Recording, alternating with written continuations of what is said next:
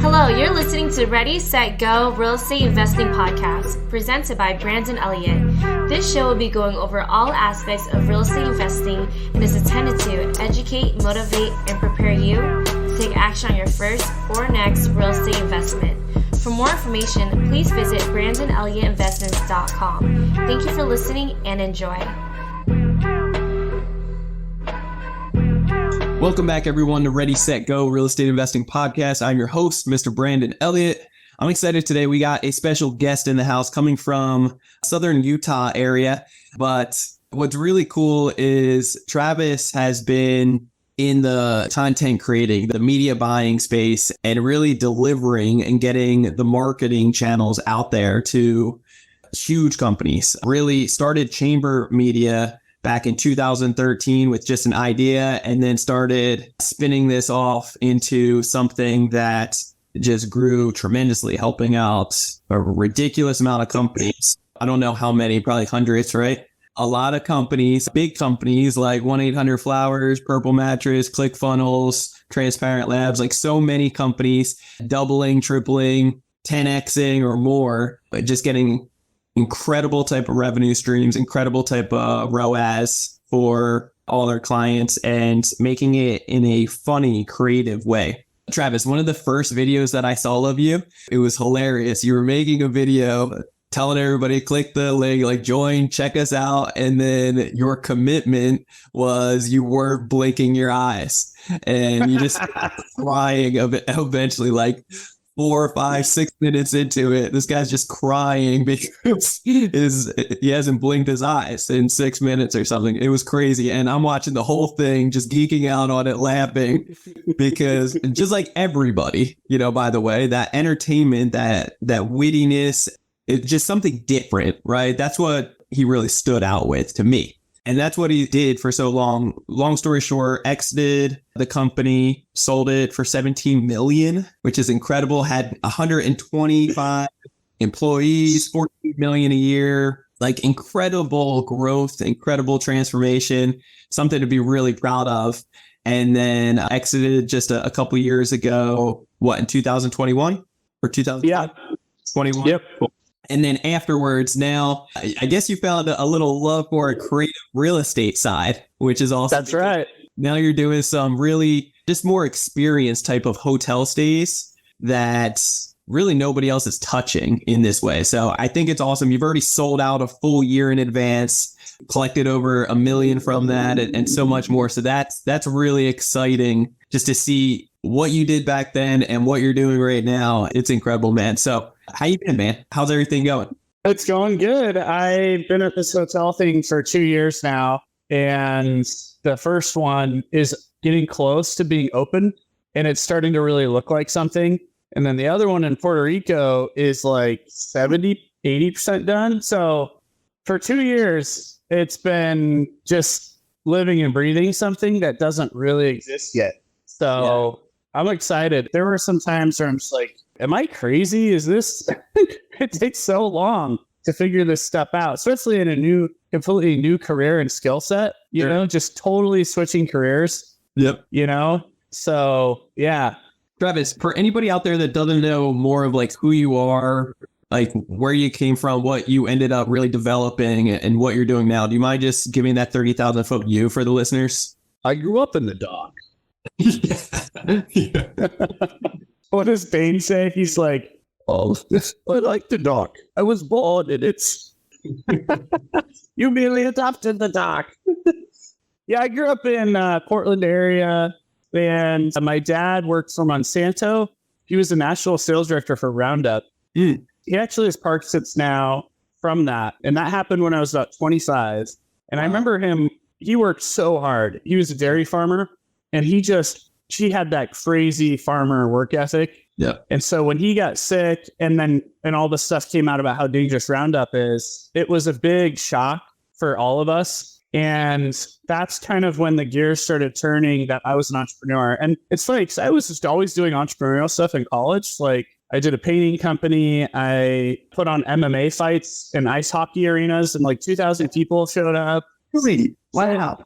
I was always doing entrepreneurial things, but because my dad climbed the ladder and I really wanted to have a family, I thought, oh, well, I want stability, you know? So anyways, when his whole world kind of came crashing down, and so young, especially, it was just a big wake up call to me. And I had just had my first daughter, my first child, and I was working at 20th Century Fox as social media director. Mm-hmm. And, you know, in Hollywood, it's so competitive, especially on the marketing side, because you're not like irreplaceable talent, right? If you're like an actor or something, you're probably a little more defensible. But in marketing, there was a lot of mid-senior level employees making like $45,000 a year, and they had to have like 6 roommates. It was so crazy.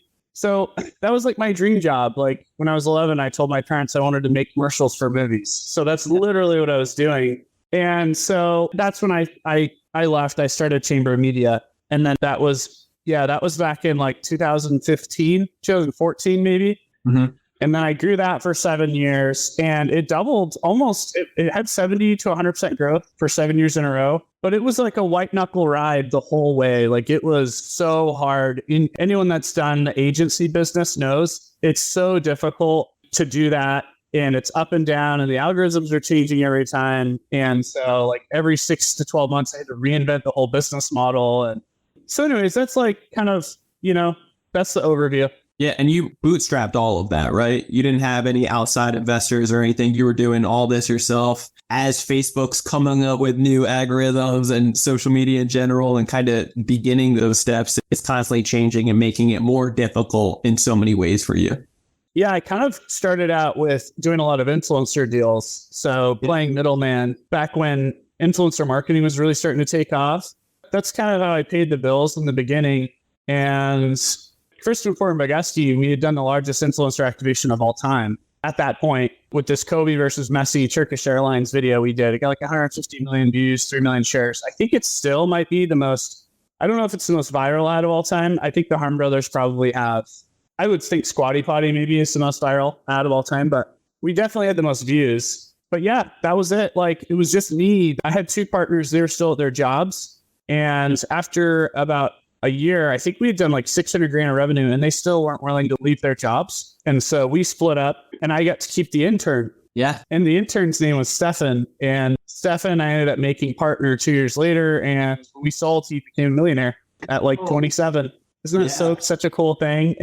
But yeah, it was just me and him for the first like 3 years, you know, and we didn't have an office. I worked at a co-working space by the bowling alley in LA. And eventually we moved everything to Utah, and we got to $2 million a year. Then I started going really hard on LinkedIn posts and personal branding and organic efforts. Yeah. That was the year where I realized no one really wanted to follow an ad agency, but I was like, no, maybe they'll follow me as a person, because I noticed whenever I posted personal stuff, it just did a lot better. And that year we went from 2 to 3 million just from the personal branding efforts. Like I went on a speaking tour, and I wasn't getting a ton of reach. It was like 50 likes on a LinkedIn post or something. And I wrote a LinkedIn article called "Having Children Destroyed My Career," just like a negative bait headline. And that article did really well. It was actually about how it like destroyed my career, saved my life, basically. Yeah. And then it was that year, 3 million, that we launched this new program with this cheaper offering that we could scale. And at that time, we were at like 12 employees. I was struggling to make payroll. I needed to lay people off, but I didn't have the heart to do it. So we launched this program that was cheaper. It was like $4,000 or $5,000 a month for this program. Because at that time, pretty much our minimum for anything was like 50 grand. Because we wanted to be a lifestyle company, stay high ticket, stay small, stay highly custom. Because I never wanted to have like a big company. And then we started running ads for that. And then it blew up to 100 employees. And then brokers started hitting us up to go to market to sell. And we went with one of them. And 6 months later, they wired me like $6.5 million. And I still remember waking up and seeing a text that said, "Merry Christmas, open your bank account." Because it paid early for some reason. I don't know. They paid before the close date. Really? Yeah. And then we didn't get the rest for our earnout. It was like of 17 million, 5 million was earnout. So we got 12 million. And the part of the deal is we bought back 3 million worth of the company. So me and my partner still own like 20%. And then he got like 2.5 million. And then there was some escrow and broker fees. So I ended up like 6.5 million. Okay. But So right now you still have equity in the company. Are you doing any royalties or anything? Or is it basically just like you get 20% or so? so I think I own like 20, I own like 18 or 20%. My partner owns like 7, something like that. They still pay me 50 grand a year to be on the board and to run my old ads and stuff. And so I still consult the president. Like we'll meet once a month and talk about problems and challenges. But pretty soon after selling, they're kind of like, all right, dude, like stay in your lane, man. Yeah. You move it. Yeah. How was that for you? You know, some people that build up their baby, right? And like all the sweat, blood, tears, the tough times, bootstrapping from nothing to something amazing, by the way, and making such an impact, that can be tough for anybody, really, just trying to let that go. So how was that for you? You know, the stress had really built up on me. It was that run from like 20 employees to 100 really messed me up. And I was not living where the office was. So I live in Boise, Idaho, and the office was in near Salt Lake. Okay. In that area. So I was having to fly down there, but I didn't really have tons of like control down there. I had to really rely on a lot of people. And so it was very stressful. And things were just kept scaling and growing. So we're like, all right, well, let's just keep growing then. Like, let's just go for it. But yeah, when we sold it, like my health was so jacked up, but it was good. It was good. I sold it because I finally, once it was, and it took me like 5 or 6 months to like kind of transition from running it and helping it transition into the new stuff. But then, yeah, I was like, oh my gosh, I'm so sick. So I started doing all this stuff to get healthier, which worked. Thank goodness it worked. But it was only after I'd sold it that I started realizing like how hard and stressful it was. Yeah. You know, I had to really learn how to just like slow down, you know, and not, I'm sure you've felt that. Have you ever felt that before where you've had some big project or some year-long push or writing your book? Yeah. And right you're now. done with it? Yeah. Right now? Yeah. Yeah. There's a bunch of things. It's like, I think in today's society too, like as you're building something amazing and if you're a visionary person and you have big goals and dreams for this, it's very easy to put a lot on your plate and then start stacking it up. And it's like, holy cow, like when is this going to slow down or end? Yeah. And hopefully there is an end in mind. And if you don't see that ahead, it's good that the market kind of brought that to you. Just, you know, by coincidence of you building out something so amazing that everybody wants a piece of it, which is great. Brandon, is your core business, is it heavier in the education side or what's the core? Yeah, so we started real estate investing back in 2015 and we brought that up to 8.5 million in real estate assets. And we collect about 48,000 a month off of, I call it passive income. I still have to do a bunch of work, but a lot of it's, you know, short-term rentals or long-term. But how we got started was all with credit. So we basically started teaching people in 2017 and then going official 2019 on teaching business owners how to get up to 500K every 6 months at 0% interest. So that's what we do at Credit Counsel Elite. We teach people how to fix credit quickly, boost up their score, get a ton of funding from the banks, and then leveraging it into real estate ideally, or whatever they're passionate about. Yeah, I'm going to need your help at some point because when I sold the company, the banks didn't want to lend to me because I didn't have income. Yeah. Could you believe that? And then my problem was the reason I'm in creative real estate right now is because real estate was at an all-time high. So I couldn't buy anything normal without, you know, just, yeah. And then I couldn't go in the stock market either because it was at an all-time high. So when I sold, it was actually the top month of all time for valuations of everything. Companies, real estate, and stock. What a blessing. So I know, like, it's part of the reason we got such a good valuation, but it was also the reason I couldn't put money anywhere. So I met with all these financial advisors, and they all gave me this plan that works 99% of the time in history. Yeah. But at that time, I went and reviewed just a few months ago 4 of their proposals, and I'd be down 40% right now on every single one.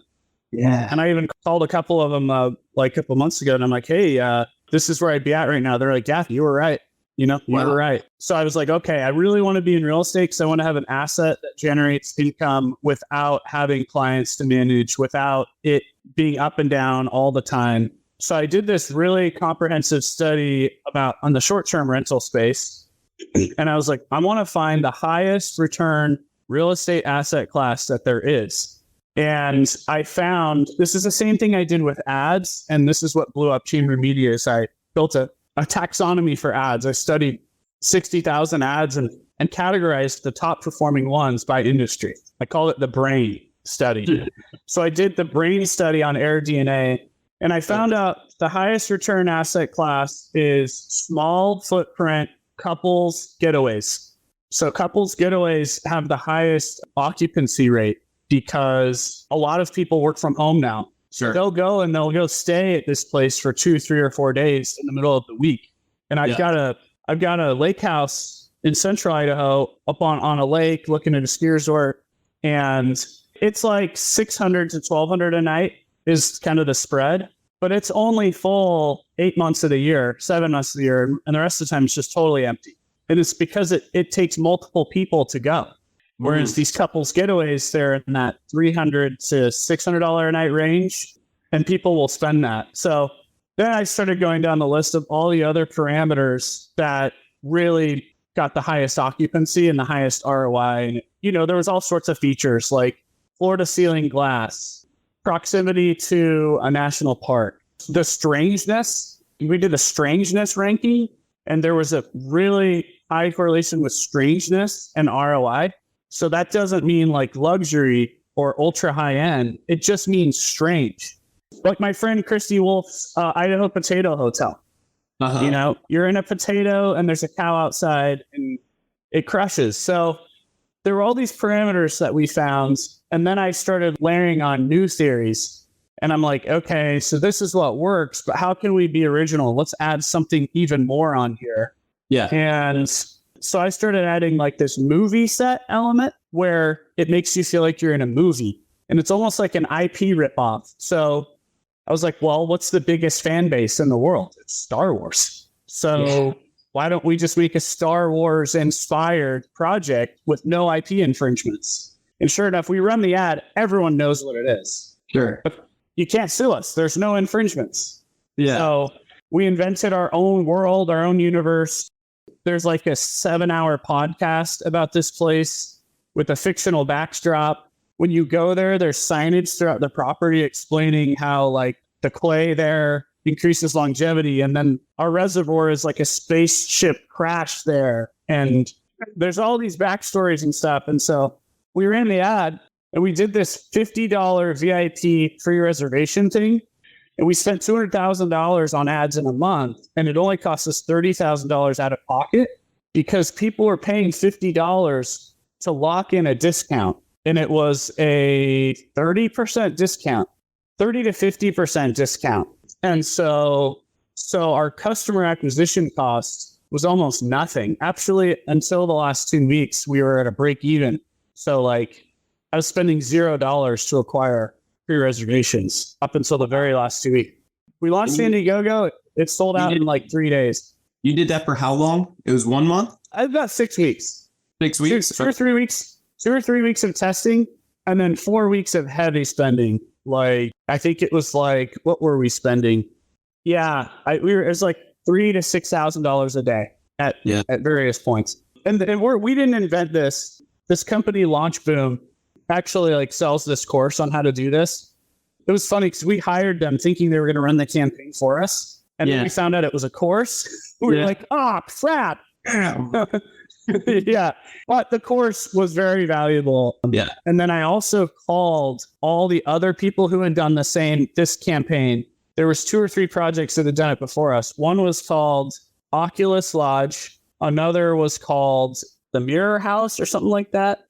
There were a few other successes. So anyways, we sold out $930,000. 90% of that sold out in the first 3 days. The other 10% sold out at like the last 3 days of the campaign. We kept the campaign open for 3 weeks. Christy Wolf, she's like the queen of Airbnb, creative Airbnbs. She's really big here in the Rocky Mountains.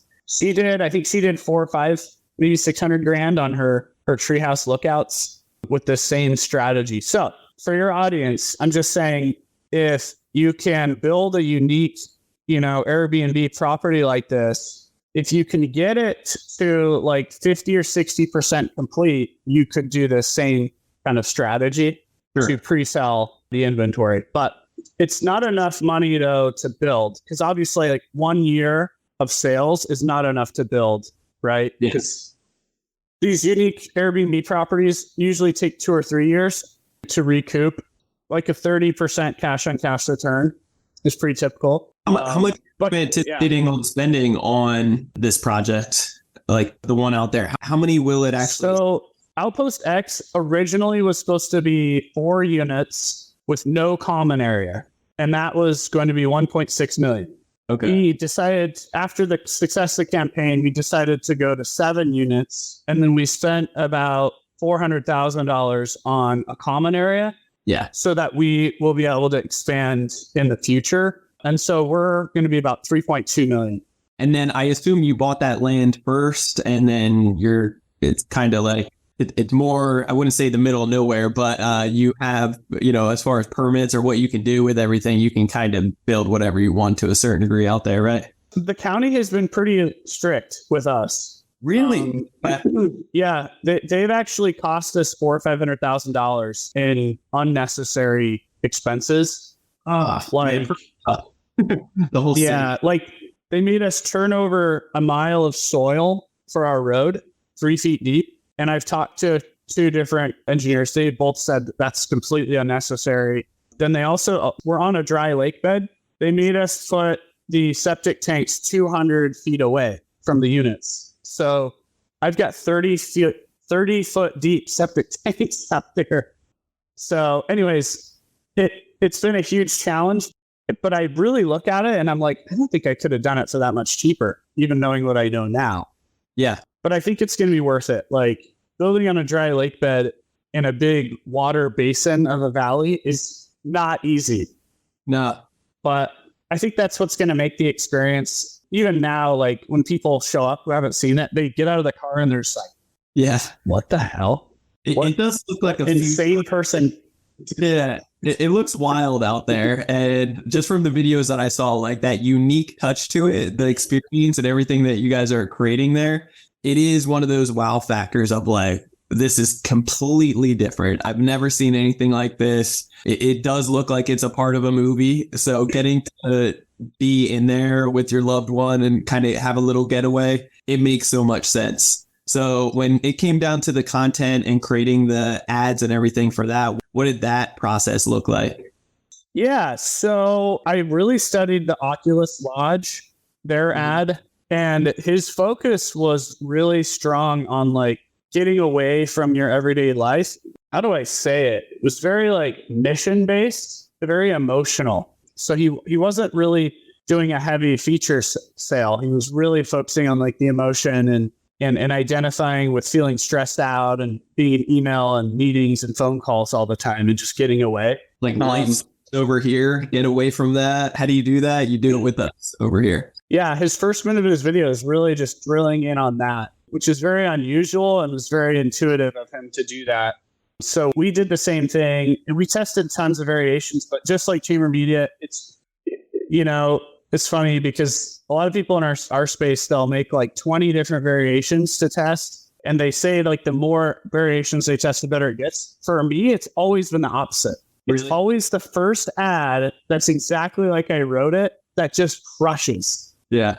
Because then the other variations are kind of like overthinking almost. It's always like, for me at least, it's the intuitive one that usually doesn't follow all of the things you're supposed to do. And it's got some randomness to it. And that was the case with this. And there were a bunch of like, there's some typos and the edit wasn't fully finished, but it just started scaling. So you're like, all right. And that's how my Chamber Media ads work too. We get a lot of comments. People are like, this looks like it was filmed on a VHS camera in the early 2000s. I'm like, it's done 20 million in sales. So who cares? Yeah. I wonder if people see it and they're like, oh, that kind of looks like, I think I could afford these guys. Yeah. I don't know. You know what I mean? When I saw it, I was like, all the different content and pieces, and then the statistics behind how much you guys are really pushing and growing businesses and companies that invest in it, I was like, oh my God, these guys gotta be something ridiculous. Like I'm talking millions, to get a part of this. But I recently invested with the company. So I'm glad that you're still actually a part of it in some form or fashion. Because when I first saw, I didn't notice that you actually sold it originally. I was like, oh, damn, I wanted to, support and obviously grow our company more. But it's good to see that you still have a piece of it and they still seem like they're crushing it, have a very good creative, comedic type of spin to things and very educational on how to overcome objections a hell of a lot faster. It actually, the company tanked after I sold it. Really? Yeah. it tanked, but to their defense, the whole industry tanked. Yeah. The whole e-commerce industry shrunk. Wow. Because of the iOS update with ads targeting. And then also just the post-COVID, people were going back to physical shopping. Yeah. So yeah, it's doing like half the revenue that when I was there, and it's down to like a third of the employees. That was really hard to watch, really hard to see. But yeah, story for another day. Yeah. So it's starting to turn around now in more of a positive light now. It's growing a little bit. They're starting to grow. They're doing actually better on the ad management side than we ever did. I never crushed it on the ad management side. They're doing really good on that side of things. So yeah, they've stabilized and they're growing it back. Now they just promoted the head of sales to president. And that's, I think, the reason it's turning around is he's really doing a good job. And it's got to be a sales driven organization, Is that Ian? No, his name's Taylor. Yeah, he's one of the sales guys. Yeah, he's a gangster. I like that guy. Yeah. And he did really good at the follow up. And I was like, man, if I just had salespeople that were more like you, I feel like we would help out a lot more people. So, Ian's great, man. He's been there through the whole rise, the whole thing. Really? Wow. Yeah. Yep. Yeah, that's incredible. So at the end of the day, there's a lot of other companies out there doing similar things like Harmony Brothers, for example, and they're actually in my backyard for San Diego.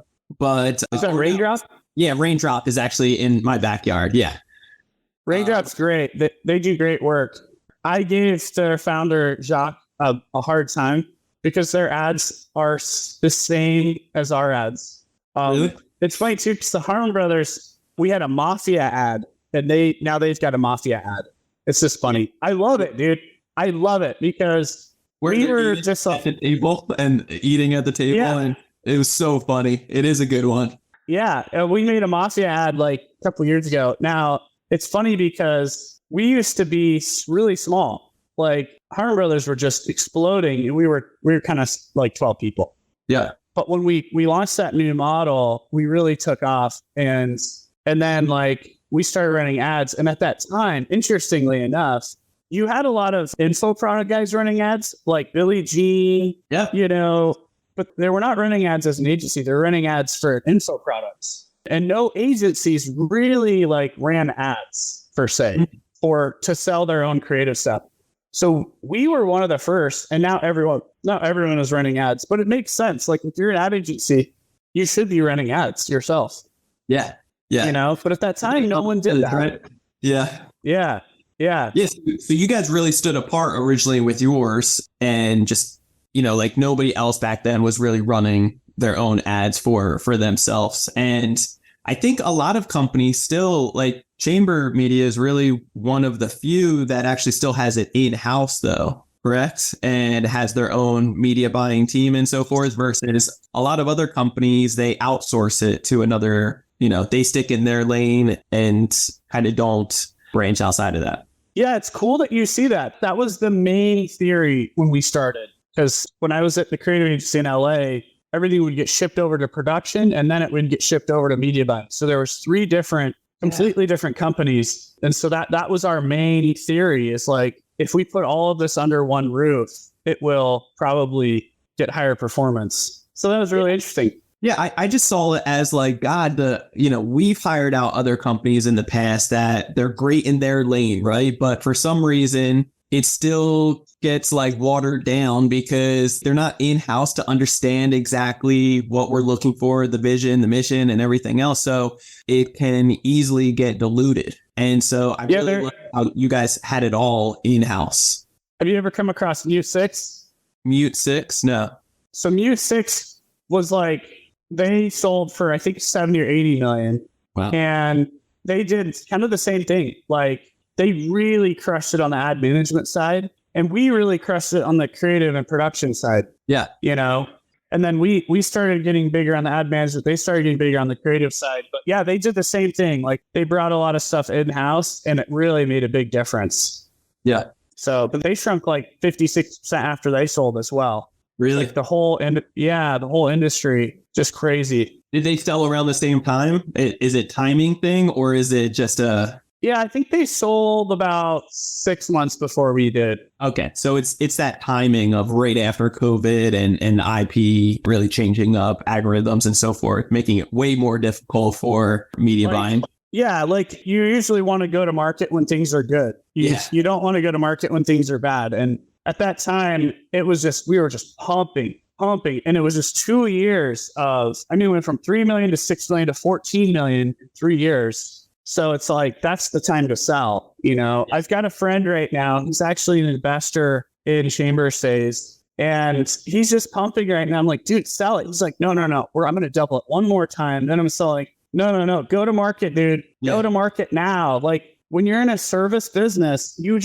when you're in any business, look at GoPro, man. Look at GoPro. Look at all these companies that have these meteoric rises and then they disappear, like Peloton so it's just like, you know, it's just, some people think, oh, this thing's going to last forever. But I think the life cycle of businesses is just a lot shorter now than it used to be. Yep. Just because of e-commerce, because of the internet. You used to be able to get your market share and really stick your claws into it, you know? But one of the hardest industries to break into was beverage. When a beverage company reached out to us, we were like, no, thanks. That's the land of death. Yeah. Coca-Cola just owns everything. They're like the original gangster of that. Well, now they got enough capital to bury somebody. Like, they're not going to even let you breathe. They're not going to let you get shelf space in a 7-Eleven unless, you know, but now, like, they have to buy up everything because now everything's taken off now. Like, you know, you've got Liquid Death exploding. You've got Hint Water. So it's just the pace of innovation now is so much quicker that consumer packaged goods companies in particular, they have to just be like pretending that it's over next year all the time. There is like no coasting in that space. And it's happening in software too. Like, look at all these SaaS companies having these huge layoffs. You know, AI is starting to automate programming. So like a lot of programmers are not as valuable as they used to be. So it's crazy. I mean, Chamber, I think we had like a 12-person writing staff, and the writers were the first ones to go. Really? Because of ChatGPT, you could write 1 page of script and then all of a sudden have 3 pages and whittle it down and even have like the jokes and stuff that you needed in some cases, you know? Isn't that crazy? Yeah. So how do you think AI is going to... That's why I'm in real estate. Yeah, that's why I transitioned. That's the whole point of all of this. Yeah. This is why I'm in real estate. Yeah.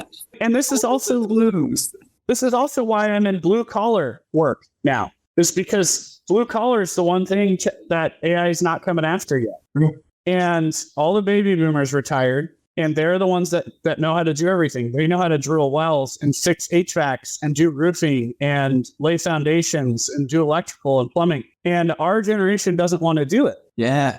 And so I couldn't even get people to my project in the 2021 construction boom. Really? So yeah, everything was so overpriced, lumber, labor. So I was like, you know what? Screw this. I'm just going to do this just like I did Chamber Media. I'm going to do it myself. It's going to cost me an extra $500,000 in mistakes. It's going to be painful. It's going to be miserable, but I'm just going to do it. And now I know. What's that? You're GCing the project and you're actually putting in work as well and doing certain things, learning labor traits. Yes. I've been in all the little areas. You know, I just did like a 60-hour week and a half ago, putting up faux rock panels. We put up 4,000 square feet of faux rock in a week. Now I know how to do that.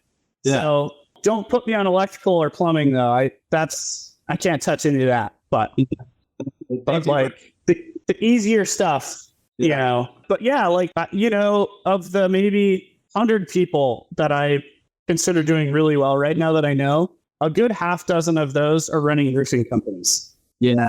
And they're just dominating. Crushing it. Yep. So I'm a big fan of real estate for that reason, you know. Yep. Especially like the creative, one-of-a-kind real estate stuff that is more difficult to do, and it prevents other. So what I'm doing is I had to build with cash because I could not get this stuff financed. And I'll be at a year and a half of revenue in the next 6 or 7 months. And then I think I'll be able to finance both of these hotels.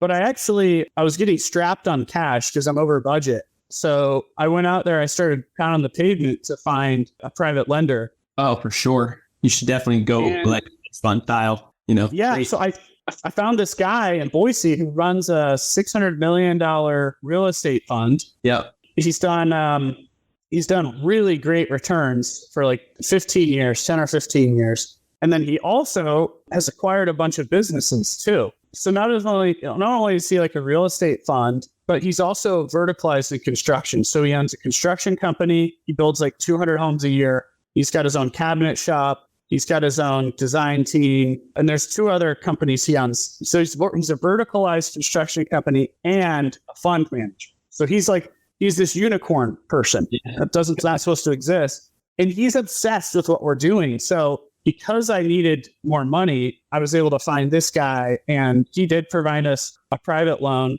Nice. And so now we've got this bridge loan, and we'll be able to refinance in 6 or 7 months. But I think now together, we're going to go and try to do $100 million fund and build these things. Because if we really can nail a 30% cash on cash return in real estate, it's a real estate asset that operates like a business, has business type returns. Granted, it's a lot more work than an apartment building. It's a hotel, so you've got guests, but it's not rocket science. Yeah, and so like you guys have the spin to it that this is in a unique location. It's a unique experience that you guys are creating, and the experience alone is, making all the details. It's going to cost, but coming up from ground up construction, it's going to be a pretty penny. However, it will be the craziest ROI after, especially with your background on the marketing aspect and filling it. That's not going to be an issue. So you can already project what this is going to turn into. You just need to get it done. And so getting it done and what's in it for the investors, it's going to be a no-brainer. But real estate's so amazing for the tax benefits, the appreciation, the cash flow, and what it can do for the longevity of generational wealth in the long run, which is awesome. Absolutely. Yeah. And one thing I had to learn, Brandon, is like how slow real estate moves. Yeah. That was a new thing for me. And that's kind of, honestly, I kind of like that because e-commerce moves so fast that it's different. It's really different. It's like really quick. Got to keep an eye on it every day. It could change. Yeah. I mean, you know how that is. One thing works today, it doesn't work so I kind of like how slow real estate is too. The other thing I've noticed too, Brandon, is like, as I'm getting into this world, I'm realizing a lot of real estate guys end up getting really good at e-commerce and info products because inevitably with real estate, you kind of reach the end of your leverage for a certain period of time. Like I'm at that point right now, like I've used my cash and now I'm at the end of my leverage rope, right? Now, fortunately, I've got like 80% equity in both of these projects. Yeah, that's good. So I'll be able to refinance. I'll be able to get all my money back. Then I'll have all this revenue history. Then I'll go get loans for 5, 6, 7x, right? On a 20-year term. You got to get the credit, man. Get the credit and then be able to put it to work. That's what you need. Yeah, I need to go through your program for sure. But anyways, I just noticed all these real estate guys, they end up going into e-commerce because you can only maximize your leverage. Because then you get to the point where you've got to have a pool of private investors and lenders. Because that's what the real estate game really is. And so using other people's money and then putting it to work. So that you can grow doing it, bootstrapping it by yourself, you're limited and capped at so much, especially with what you're looking to accomplish. You need other people to buy into that vision. But you got to get started, right? And that's the genius. that's the genius of what you're doing, is you're providing the way for people to get started in this thing. Because once you have momentum and a track record, then you're good. Yeah. You know, like the only reason this guy, this lender jumped on the wagon is because we had sold out the first hotel. You know, if we hadn't have done that, he wouldn't be into it. But I heard, you know, guys like Ryan Pineda, I hear that, you know, he'll do a YouTube video and he'll raise $7 million in a weekend. Yep. Yep. And what's so interesting is, so I'm waiting on all this stuff to happen, right? And I'm like, it's been 2 years since I've made money. And I'm like, I want to make money. I want to feel that. So I just launched this personal branding bootcamp thing where we make you 60 thought leadership videos. So 2 months of content. And it's crushing. Like, we just opened it last week and there's only 40 spots. We've already sold 15 spots. It's $8,000 a piece. But as I'm doing this, I get served this ad from Ryan Pineda where he's doing a personal branding workshop in Vegas. And it's like $4 or $5,000. And it's just for education. And I'm like, okay, if a guy like Ryan is also doing this, you know, and he's able to raise all this money in real estate, then that means real estate's just the foundation of what you're supposed to be doing, but you're also supposed to be doing e-commerce. You're also, because for me, it was like, doing e-commerce for me is like going backwards. But then I'm like, no. It's a big part of everyone's pie that everyone should be doing. Well, it's the personal brand. And so the personal brand, just like you said originally, you know, like nobody trying to scale the business brand, nobody's going to click. Nobody gives a damn, right? But when it comes down to that person, that human touch, that's totally different. People can relate. People want to see the hero journey, or they want to see you completely fail. You know, the negative aspect of, you know, just like the LinkedIn, that negative post that you made, like having children wrecked my career, you know, that right there, that negative, like, it's going to attract people like flies, basically. And so the whole personal brand is really the key component here, because it starts off with the know, like, and trust. If you get in front of 1 million people that get to see you because of your personal brand, then maybe you get 100,000 that get to, you know, you have 1 million that know you now, you get 100,000 that like you, and then maybe you'll get 10,000 of that actually trust you. And then all those know, like, and trust factors, that turns into, hey, you got 10,000 people that could potentially be paying customers if you just educate them properly on, you know, what the hell you got and how it could bless them and serve them.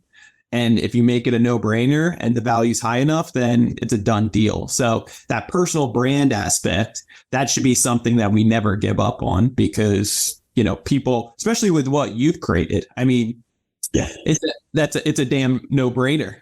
So right now you have a boot camp basically going on. You created 40 spots for this. It's just been a week basically. And so you've already got 15 that you've closed on. And so the deliverables on this are basically going to meet up with you in person in the beginning of the year.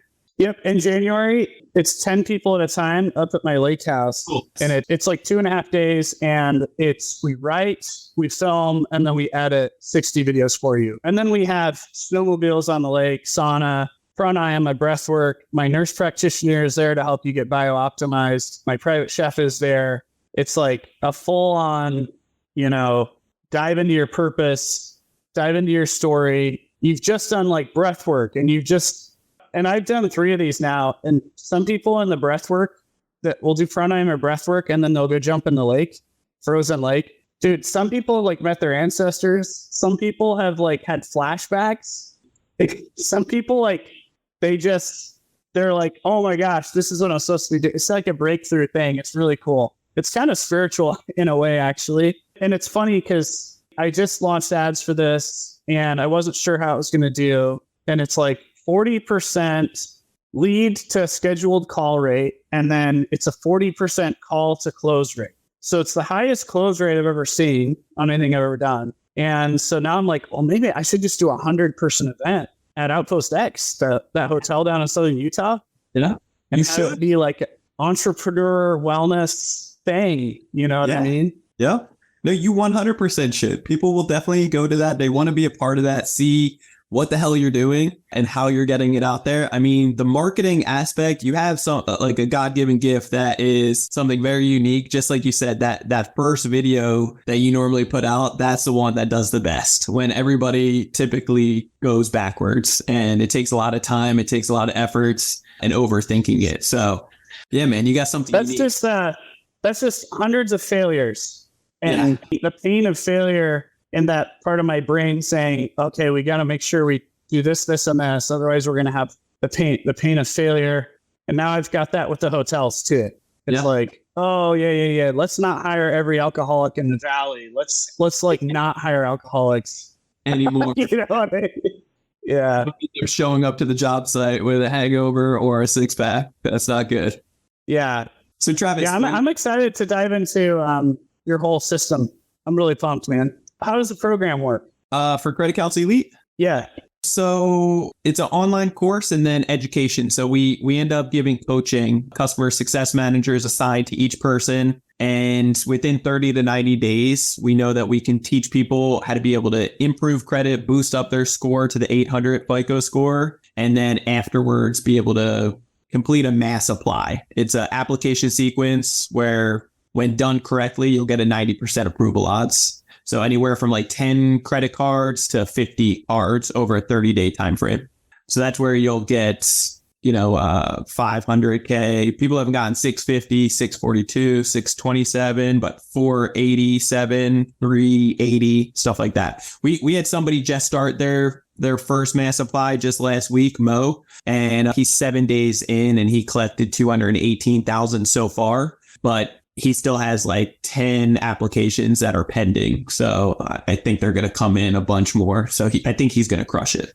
And is it usually, what's the credit score you want to have? Is it high 700s, 800s? You want to get to the 800 club, but it's not just all about the score. There's 25 moving pieces to truly get a 90% approval on how they're judging you. You know what's killed me the last 2 years is my lack of income has killed me. Yeah, so all of this, it doesn't matter. You don't need to show proof of income or documentation. We've done it with 18 and 19-year-olds that have no job or 70-year-olds. That's really cool. I wonder, I should hit you up about doing this as a case study or an experiment. I have a 1/3 acre down the street from my cabin. I've really been wanting to do a Viking village on it. Yeah. And I know it would crush. And I just like, it's only a 2 or 3 unit property. So it wouldn't be a part of the fund if I do this fund, because that's got to be 25, 30 unit things. Sure. But it'd be really cool to go do that on that. But yeah, just like sidebar, so I met with the bank after we sold and they're like, yeah, we can't lend to you. I'm like, what? How much money are you guys making off of this cash that this came in? And you guys, they're like, you've got to have income. I'm like, wait. So if I had a $200,000 a year job, and instead of having $6.5 million of cash, you would finance this house I want to build. They're like, yeah, of course. I was like, what the heck? Are you kidding me? I was so irritated, dude. But it's because the banking model, right, is like, they don't want to lend to people with cash. They don't want to lend. They want to lend to people who are stuck on that loan for 30 years. They want you to mess up. That's what the banks get paid when they lend out. So the banks want to lend to you. They just want a low risk and a guaranteed win for them. And they also want you to mess up down the road. So a lot of the 0% interest, you can get 0% interest for up to 24 months. A majority is 18 months. But the whole goal with that is because a majority of America will mess that up over time. So therefore they give you the little carrot and dangle it so that you mess it up. But you can use that to your advantage as well if you're a good steward with the funding. 0% interest? Yeah. What? How does that work? All of these, 0% interest. The credit that we teach people how to get, 0%. For how long? For typically, it's up to 24 months, but on average, it's 18 months. Whoa. Yeah, and you can Dude, it. I need to. You can get more of it every 6 months. It's wild. I needed that. I needed that really bad, like 6 months ago. 2 months ago. I got you, buddy. Because we'll talk about it. I'd love to serve you with it. because I get a very high interest private loan, bridge loan, Sure. which I just doubled when it's like, oh, I could have just done a 0% interest play here. Yeah. How much was it that Dang you it. needed? Oh, how much? How much? I think 600,000. 600K. Yeah. Yeah, and then I'm gonna refinance these in 6 to 8 months, probably something like that. So that would have been, Because it just gets crazy if not, right? The longer you. It's funny because my investor, he was like, by the way, strange, funny sidebar. He came to my retreat. He came to two of them. At the end of the one, he just handed me a check for 400 grand. And I was just like, what is this for? He's like, I'm buying into Shaper States. How much can you give me? And I was like, I'll give you this much. He's like, done. Here it is. What? Don't you want to like, Aggressive, but I like it. don't you want to like go through our numbers? Or he's like, no, I just believe in it. Anyways, but he said, he's like, Personal brand. Yeah. he's like, Travis, just go get a 0 interest credit card. He said that like 2 months ago. And I don't know why I didn't do it, but yeah, that's cool, man. What a cool, like, strategy. So that's how I got started into real estate. I came up broke. Like I was working in restaurants. I didn't have any money saved. I was in like 11K worth of debt. So it's just that nonsense. Like, my family grew up on Section 8 and didn't have any money type of thing. So therefore, it wasn't even an option. I didn't even know I could raise money from people or they would believe in me. So I just figured out from the banks. And the only option that they gave was credit cards, 0% interest. And then I figured out how to just liquidate the cards into cash into my banks and then use it as cash. But also paying contractors, because real estate investors and contractors, it's typically like a whole different breed. And so a lot of real estate investors get screwed over one way or another down the road with contractors. And so I always paid with credit cards to the contractor so that I get the protection. If they don't do what they say, before and after pictures, scope of work, then I don't need to hunt them down or take them to court. I just call up and it's like a mini court case with the credit card and the actual contractor. And then it typically gets done how we need it to with like a mediator, So you're also using the legal power of the financial system with the contractors. Yeah, I call it like the insurance behind it, the protection insurance. Yeah. Because the credit card company can revoke the contractor's pay, right? Yeah, exactly. Oh, that is so awesome because, contractors really are just unreliable. It's very often. Yeah. And that's why, as long as you have it written down and there's full transparency, just like any relationship, especially business relationship, there needs to be communication, full transparency. I like to give a pain point, but also a reward for getting things done, making sure you're showing up. But if they don't, it's genius. Yeah. It's genius because you now have complete control over the payment. And I've probably lost $200,000 or $300,000 over the last decade from contractors taking the money and then not finishing the work. I've had that happen so many times. So with your credit card saying you have complete leverage. Yep. And so a lot of people, it's almost like you almost want to tell them that up front. They're like, look, I'm paying you with a credit card. If you don't finish on time, I have the power to take that money back without going to court, without chasing you. Or, I've sent people to people's houses. They knocked on the door. And they're like, hi, you owe Mr. Chambers this much money. Would you like to pay that in cash or check today? And dude, they always pay because when someone shows up to your house, it gets real. That shit gets real fast. So quick. I just had a guy in Puerto Rico that ran off with some money and he was playing all sorts of games. He's like, well, you need to pay me a 20% fee to get this money back. And I'm like, no, I'm just going to send some huge guy off of Craigslist to your house, which is completely legal. And they're very professional. They just say, hello, you owe Mr. Chambers some money. Would you like to pay that today? And people are just like, are you serious? Just sent someone to my house. This guy's crazy. I would love to not have to ever do that again. I've had to do that 3 times. I would love to never have to do that again. Because that's like sketchy, dude. That's awesome. I had one guy who did wire fraud on me. And I had 2 private investigators, both about 300 pounds. They followed him for 2 days. They sat next to him at Subway and ate a sandwich next to him in complete silence.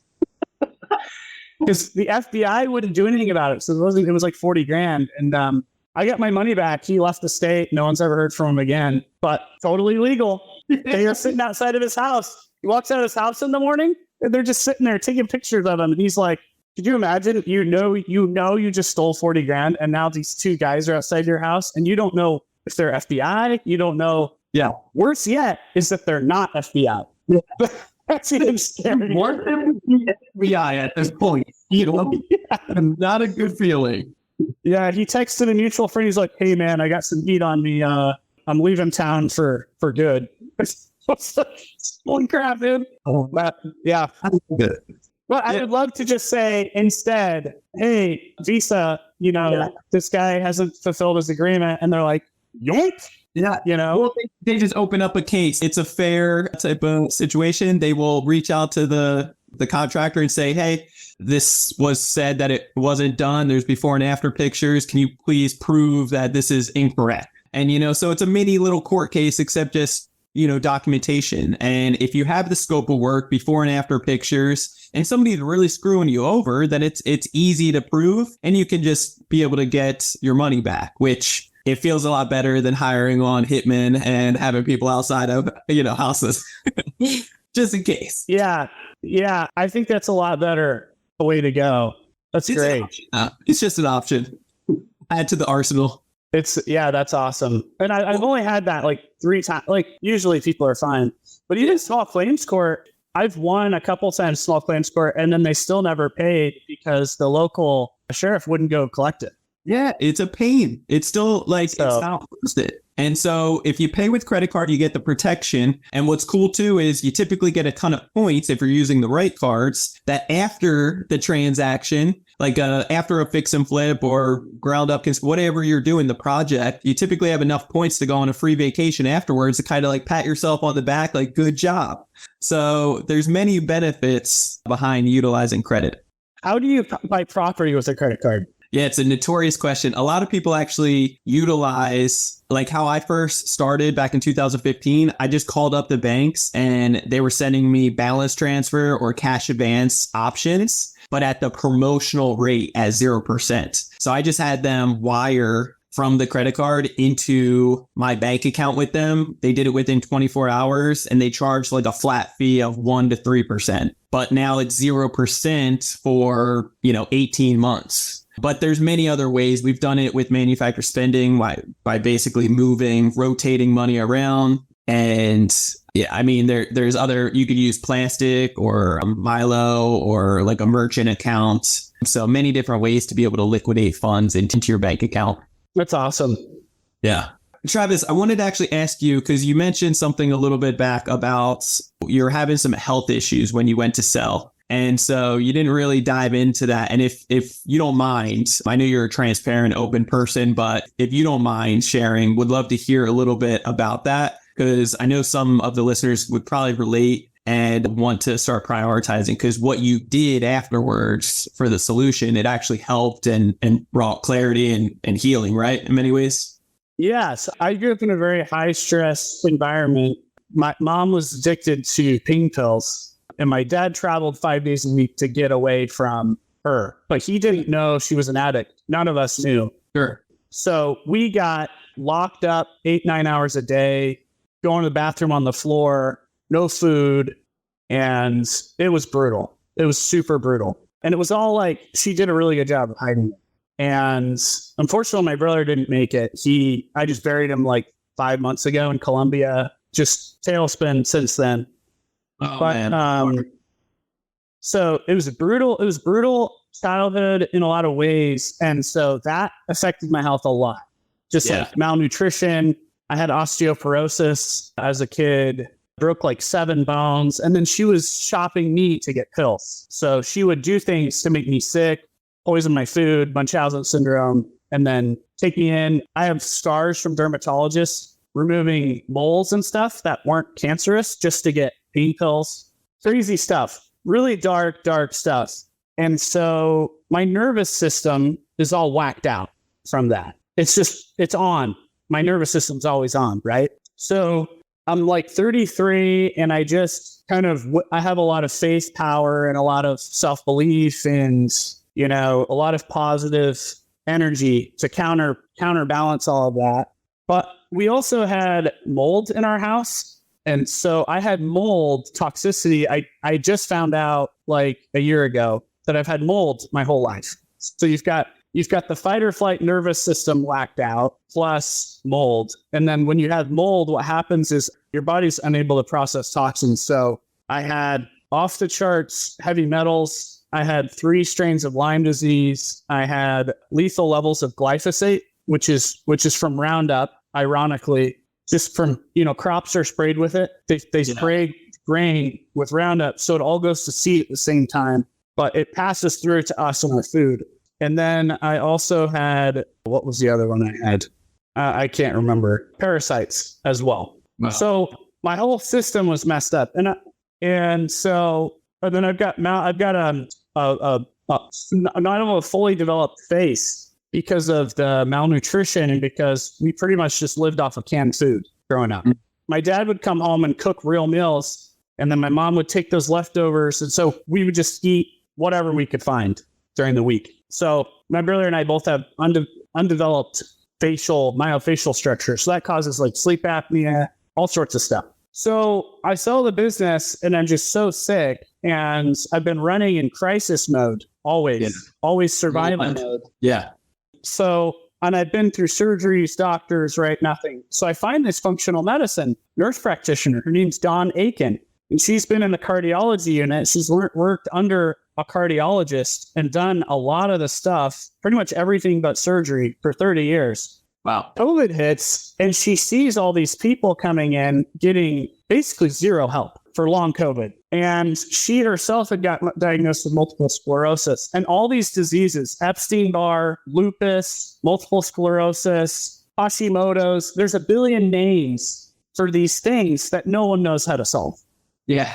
Parkinson's might be one of those things. And they're all autoimmune diseases caused by poor gut health and toxicity. Yeah. And so most of those things can be solved, or at least the symptoms reduced significantly by good diet, a supplement detox, red light therapy, sauna. Yep. And a lot of it's mental. A lot of the battle is mental too. Oh, for sure. Yeah. You get stuck in these chronic illness cycles. Sometimes your brain starts to create the illness because the trauma associated with it. So I just worked really hard for a year, went through the full regimen. One thing that was really inspiring to me is that Gary Brecka did all of this with Dana White. Yeah. Same exact thing. Dana White had all the same. He grew up poor. He grew up on crap food, same stuff. So anyways, that's the whole journey. And that's what I've been doing at these retreats, is because I'm finding out that a lot of these founders are just burning oil, Yeah. And even the ones that are doing pretty balanced, they still have a lot of stress, and that stress can create a lot of this buildup. So anyways, yeah, that's been it. So now I still do like sauna, red light, cold plunge. I eat very strict diet, meal plan, and food is like 70% of it. Oh, for sure.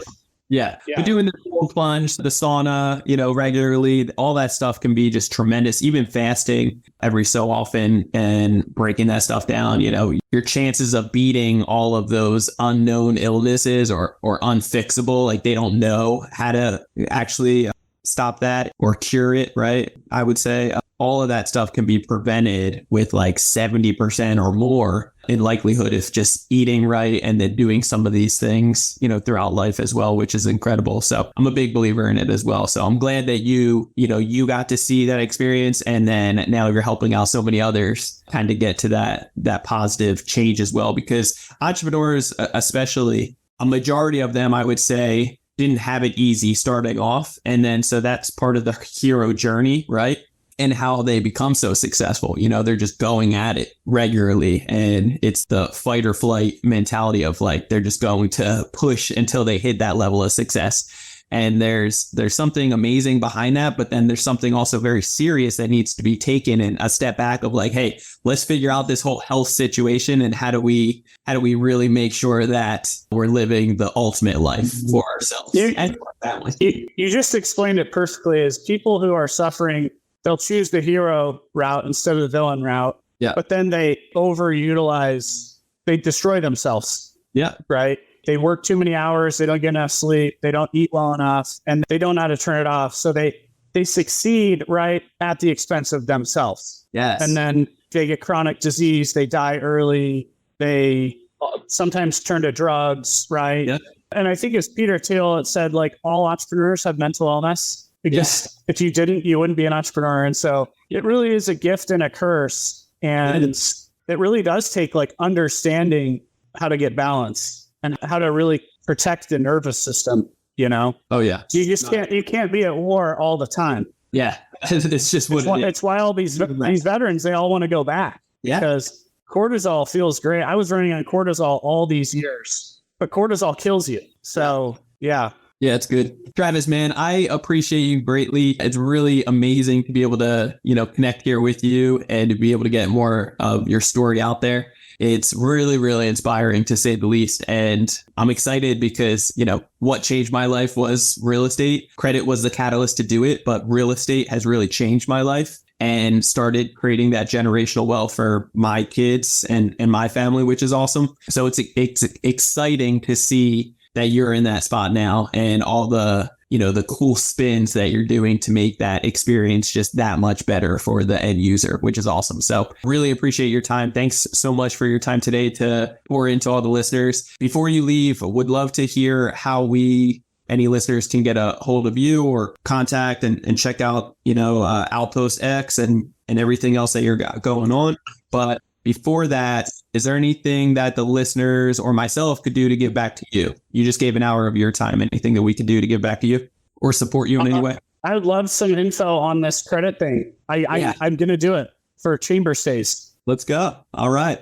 Because I want to get, I've got $200,000 to go at Puerto Rico. So I'd like to do that. And then I can pre-sell my inventory and then I'm good to go. Awesome. Well, we can chat about that after. I definitely want to be able to check out your event that you got coming up too. That sounds amazing and a no-brainer by all means. So that would be awesome. How can people get a hold of you?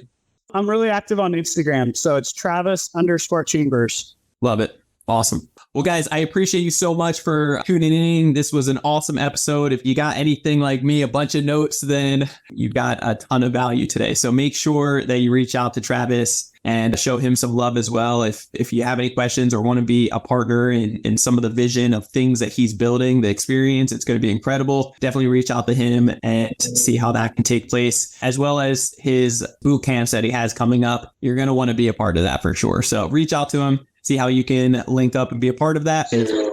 Guys, by all means, if you want to get a hold of me, you can always do so on Instagram. It's Brandon Elliott Investments, otherwise facebook.com/Brandon Elliott Investor. And if you haven't already checked out creditcounselelite.com, what are you waiting for? We are helping business owners like you be able to get up to $500K every 6 months at 0% interest. And you can sit down and get a second opinion from us today. So check out creditcounselelite.com. Would be honored to serve you there. And then if you haven't already, hit that subscribe button to Ready, Set, Go Real Estate Investing Podcast. What are you waiting for? Do that today as well. You'll get the newest notification every Monday. Leave that 5-star review. Share this out, and we'll see you on the next one. Till next time, guys. God bless. This has been another episode of Ready, Set, Go Real Estate Investing Podcast, brought to you by Brandon Elliott. For more information, please visit BrandonElliottInvestments.com. Also, please don't forget to like, share, and leave a comment below. Thanks again for joining. Until next time, God bless.